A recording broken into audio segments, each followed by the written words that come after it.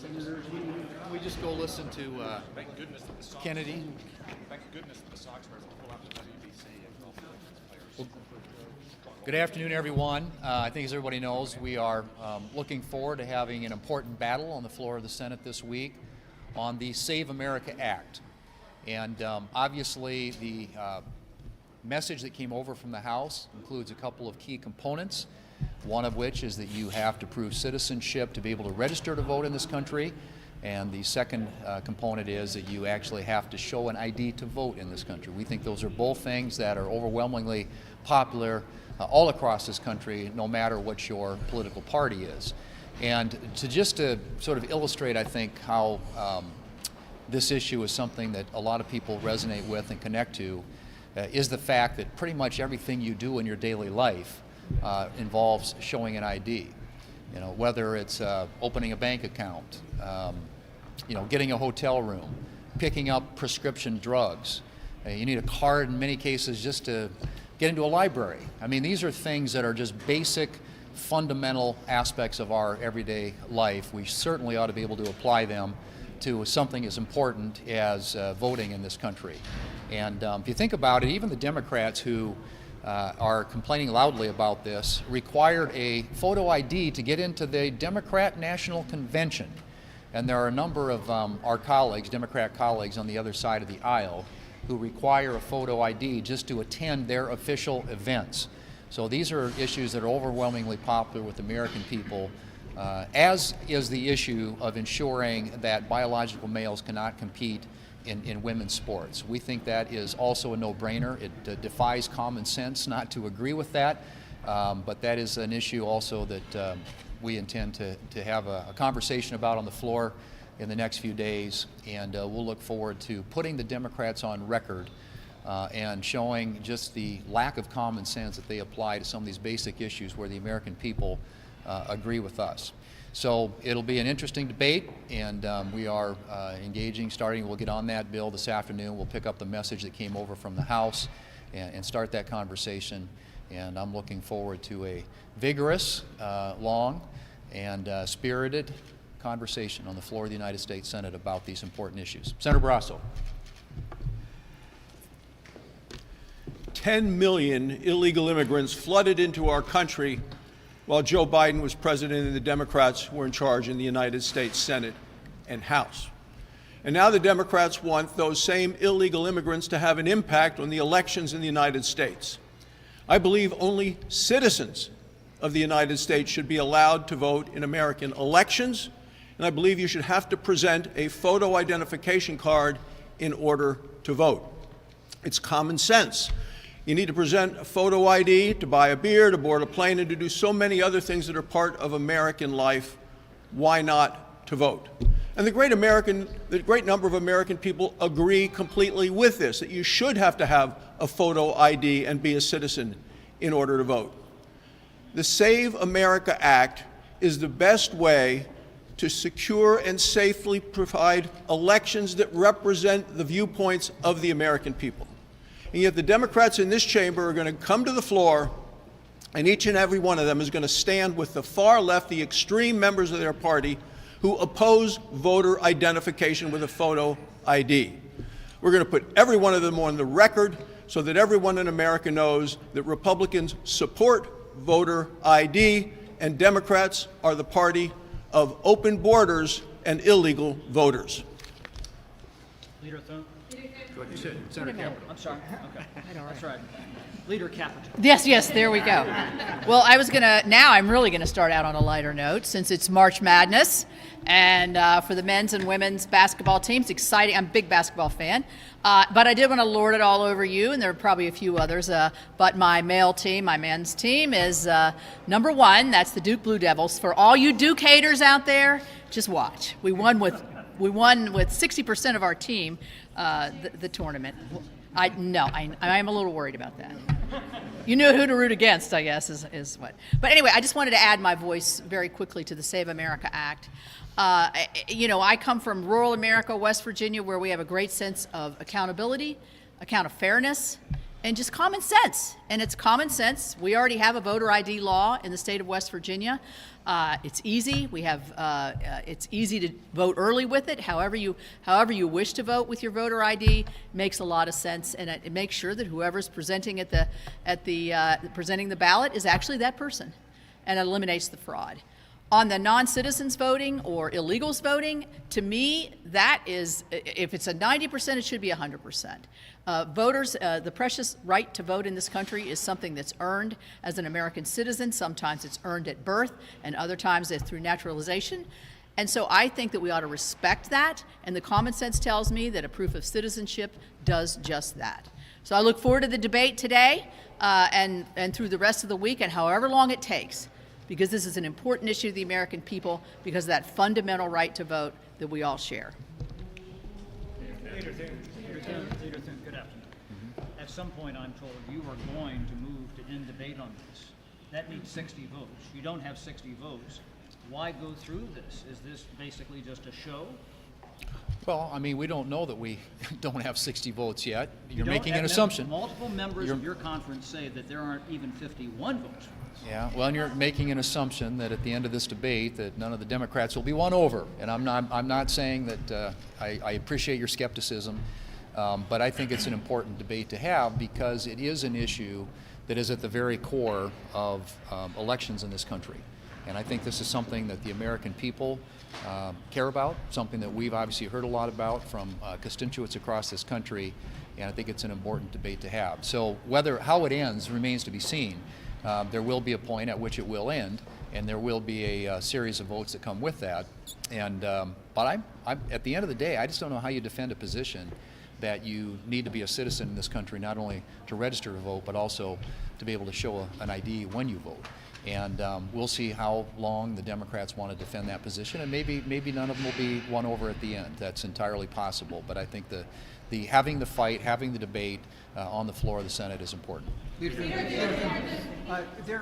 number of military analysts have suggested that the only way to open up the Strait of Hormuz would be for American ground troops to get involved in the fight in Iran. If it requires that step, should the president come to Congress for authority first? And what is your personal opinion of ground troops being involved in this conflict? I think right now the president is well within his authority. Even if you accept war as powers as being constitutional, he has 60 days to, and I think they've had a lot of success in achieving their objectives. And I think that you will continue to see those objectives achieved. If you talk to our military leadership, our war planners, I think they're doing a masterful job of taking out most of the Iranian military capabilities, whether nuclear or conventional. The Strait of Hormuz obviously is an issue that we're all paying a lot of attention to.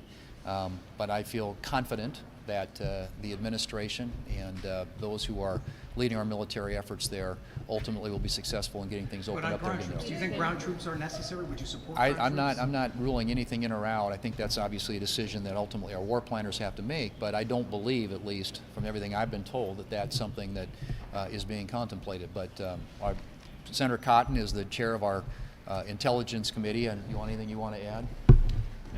I would just say that it's been an extraordinarily successful campaign over the last couple of weeks. Our military objectives are being accomplished day after day. It's a methodical and deliberate effort because it's a very big country with a lot of weapons. But anyone who says that we're already losing or we're in a quagmire or the president can't succeed because of the threat that Iran poses to the Hormuz right now is akin to saying Eisenhower is losing because he hadn't made it to Berlin within 2 weeks of D-Day. It's going to take some time to achieve those military objectives, but in the end, we will have defanged the Iranian regime. Their missile forces, their drones, their missile launchers, their manufacturing capability will be ended. Their nuclear program will once again be pulverized. And specifically with the threat of Strait of Hormuz, it's understandable that we had to prioritize the long-range weapons first that could strike into Europe, or the Indian Ocean, or our bases, or Israel and Arab nations. The weapons that can threaten Hormuz can be fairly crude and rudimentary rockets, for instance. There'll be a time for those, and that time is coming. And like the president said, we shouldn't rule in or out any option, but obviously it was a very carefully planned operation. And I commend the leaders of our military and our operational commanders and the troops who are executing it to a T every single day, reducing Iran's military power to rubble. But Senator, can I ask you, you have advocated for this operation to wrap up sooner rather than later. Do you still hold that opinion, and what do you put that into context for us? I'm not sure I've advocated for it to wrap up on any specific timetable. I've said that based on my conversations with the president and my understanding of Iran's military capabilities, I would expect it to take weeks, not days. And we're only a couple weeks into it. And again, every single day brings hundreds, if not thousands, of strikes into Iran that steadily and methodically degrades their military. And the end state will be a country without the defensive or without the offensive capabilities to continue to terrorize the United States, Israel, our Arab friends, and the civilized world. Leader, you said that floor time is the coin of the realm. Right. How does it help you if you are using up valuable floor time by having an extended debate on this issue, the SAVE Act, when you have other consequential legislation to deal with, such as a war supplemental, maybe a farm bill, other things that the country needs to have addressed? Right. There are other things that we will have to deal with, but we have a window of time here. And obviously we slotted this in after passing the housing bill, which was a big bipartisan win last week, got almost 90 votes in the United States Senate. So there are other issues, as you point out, potentially supplemental. We haven't seen that yet, but there is a farm bill. There's permitting reform. Senator Capito will be in the lead on, possibly market structure legislation dealing with digital assets. Could be a farm bill, highway bill. There are a number of things that we can do, and I hope we will be able to do. But we have a unique moment in time here right now to address an issue that there is a great deal of public support around, and I think it's an issue that's really fundamental and important to free and fair elections in this country. And so we're going to continue to have that debate. One of your members, Senator Mike Lee, has suggested that Republicans who don't support a talking filibuster to pass this should be replaced for primary. What's your response to him, and what do you make of his tackle on that? Well, again, I'm always, I prefer to have our fights with Democrats. I'm always someone who believes that it's far better for us to have a majority in the United States Senate, and to have a majority. There are certain places where you don't, the same Republican in Arkansas, for example, is not going to be the same as a Republican in Maine or someplace in New England. So obviously we're not going to agree on every issue, but I think on the core issues, you kind of come back to the Reagan doctrine and recognize that somebody is with you 80 or 90% of the time. I think most of our colleagues vote with the president north of 90% of the time, are allies. And so we may not agree on everything, but I'm way more in favor of ensuring that we have Republicans holding these seats in the United States Senate than handing them to Democrats. Yep. Why is the filibuster more important than stopping illegals from voting? Well, look, I mean, I think that there are many ways in which you can stop illegals from voting, and a lot of states have some of those measures already in place. But I do think the filibuster, or maybe more specifically, the concept that the founders had for the United States Senate was that there would be one body that was majoritarian and one that wasn't. And so they divided power in a way that enabled the United States Senate, in which we have 6-year terms, staggered terms, more of a methodical way about going about solving the country's problems, and generally in ways that ensure that there are bipartisan majorities in which to accomplish that.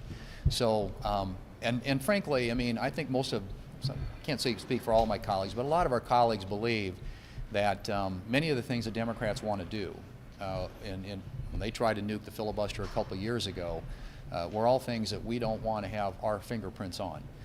Whether that's adding D.C. and Puerto Rico as states or expanding the Supreme Court.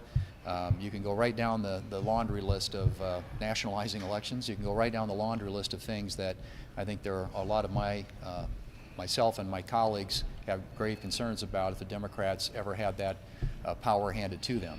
So it's throughout history, it's protected Republicans and conservative priorities and principles a lot more often than it's protected Democrats. So illegals voting and the other things that are in the Save America Act do not approach an existential threat to our democracy. It's just something that can be casually dealt with, not worth bruising the filibuster. I don't think it's being casually dealt with. We're going to have a spirited debate on the floor here, and as I said earlier, states have the authority to do this already. My state has those requirements in place.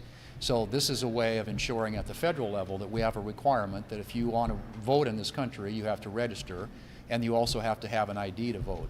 But that's something that's done in some fashion in 36 states already. Last question. For either of you or any of you here, has the White House indicated possible timing on a supplemental for Iran? And when do you think, because you also did it before time, that comes out? Right, and I haven't heard with respect to timing or what the components of that might be. I don't know if Senator Cotton has heard anything more specifically on that, but there is an expectation, I think, at some point that there may be a request for some additional resources, to enable them to continue to complete the mission and achieve the objectives that they've set out to achieve with Iran. But we'll be prepared to take that at any time that the administration sends it up. We'll certainly give it due consideration.